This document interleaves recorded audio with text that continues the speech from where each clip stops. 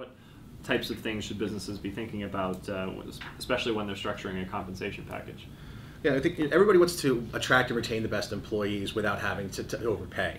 And I think in order to do this effectively, you need to understand what's required not only from a regulatory standpoint, but also from a cultural standpoint. I think Europe is a really good example of that in that there's a lot of government-run healthcare. In many countries, it's sufficient, but in others, it lacks in certain areas. So employers are going to expect that you're going to give them supplemental health.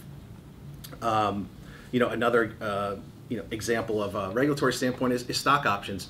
They're very popular here in the U.S. And is considered part of any package, but they're handled. Every country handles them differently when you go overseas. UK, for instance, you need to have an employee sign what's called a joint election waiver. Otherwise, if you don't, when they exercise those options, the company will be responsible for paying the taxes. Whereas if you get them to sign the waiver, they agree to be responsible for their own taxes. And the important thing to remember there is you have to do that as you're signing them up, because a lot of times what we've seen is once they come on board and you try to get them to sign it, they're not as inclined to do so.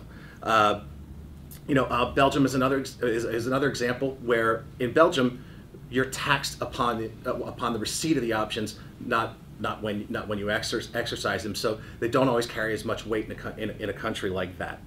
I think, and then from a cultural standpoint, I think France is a great example of both regulatory and cultural, because you have to deal with both French law as well as collective bargaining agreements, and depending upon your company, your business, and the level of the person is where they go into that collective bargaining agreement. And in France, titles are very important. It's a status thing.